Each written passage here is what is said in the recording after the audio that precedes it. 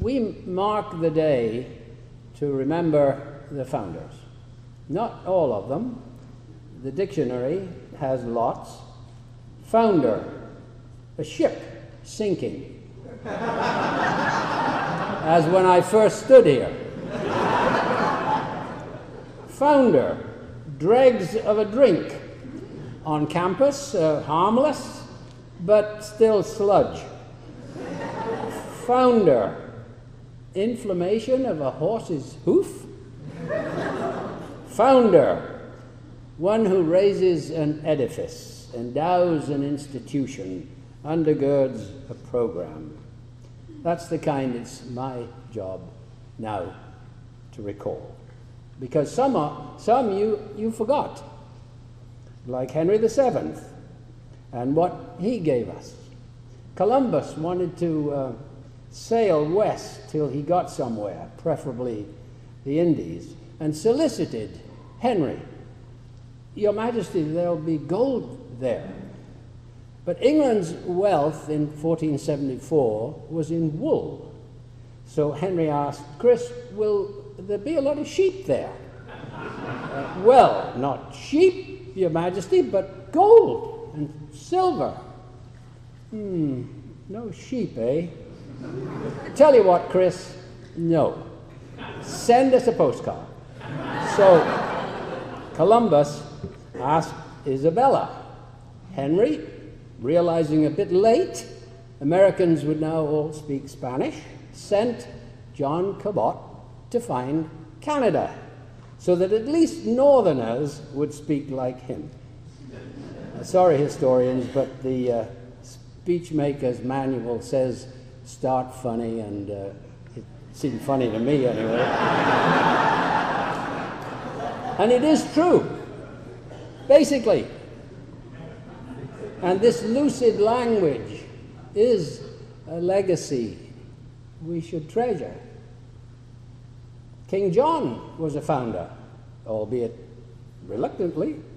By the way, did you know that the president has his own private toilet? Did you know that? My 14 years here, I kept on its wall a copy of Magna Carta.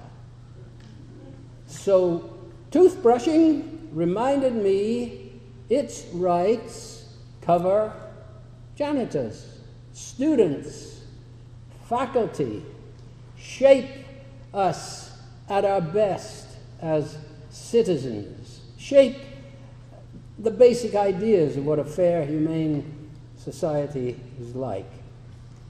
On retirement, I gave it, forgetting to say where it had been, sorry again, chaps, to the historians, whose job it is to remember, which is a compound word, again, member, body part. When we truly remember, our members, hands, heart, brain, incorporate what we have recalled. It's now part of our being, part of who we are, part of our behavior, part of ourselves. When I was small, smaller than now, Mom kept showing me how to tie those tricky shoestrings, which ends to poke and pull, till my fingers remembered how to do it on their own. I don't even notice now. You don't notice when your left foot breaks because in driver's ed you taught your left foot to remember. When I was a ship's captain, I trained my ears to ignore normal nautical noises, but any strange ones, wakey. Home on leave, I would marvel at Renee's ears. She would hear inaudible baby burps. It didn't strike my eardrums at all. Two of those baby burps are sitting over here now. We're here to remember our founders and the good they left us. You know, begin back. It's good to begin even back. You know, the Pilgrims set off in that cockle shell for Jamestown. Didn't make it. Storms drove them up north to a rock. You know all this. But do you remember? Their ship sailed home. Their sponsors went bankrupt. Winter came so cruel it killed half of them. Yet next November, they had a great Thanksgiving. For in God they forced from their adversities a way of life. Their isolation from Jamestown meant deep deprivations. But in Plymouth, liberated from the colony's established church and its political system, they now worshipped as they believed. Voted John Carver governor in our land's first free election. Sure, the London bankruptcy could have ruined them, but instead they mastered grit and self-reliance. These are founding legacies. Be grateful for this land, this way of life. Insist each may worship as each wishes. Vote as each wishes. Master a work ethic that enables your American dream. Here's another. Often a few of us World War II wrinklies. By the way, it occurred to me that my robe is older than 2/3 of you.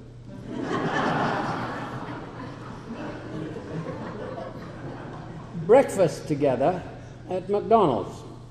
One was a PT boat skipper with John Kennedy. One saw the Japanese surrender. Mostly we spin yarns and eat our sausage biscuit. But a mention of a buddy killed in that awful war quietens us. We sip our senior coffee and honor those who gave so much. For us, we believe. For you. How is it the words go? They shall not grow old as we that are left grow old. Age shall not weary them, nor the years condemn. At the going down of the sun and in the morning, we will remember them. I never met, in those minesweeping years, any of our band of brothers who set out to sacrifice, but they were ready to. We owe them. As we do, of course, the founders who did mean to leave us so much. Read the catalog, pages 32 to 49 and 242 to 44. Here are just a few. For the sad and wonderful fact is there are far too many to lift up now. Tempest Fugit and the Calf Beckons.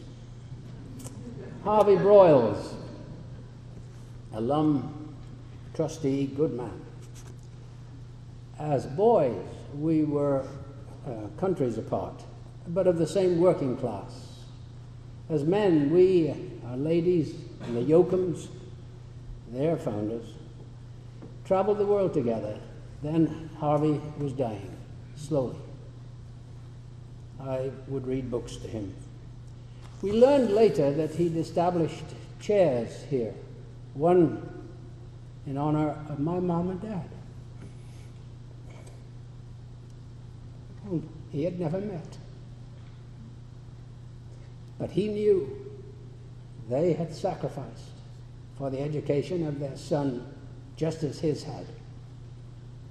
He sacrificed for yours. Remember Harvey. Remember the Jameses. I'd been here only a month when Bill took me to Ruston to meet his family at lunch.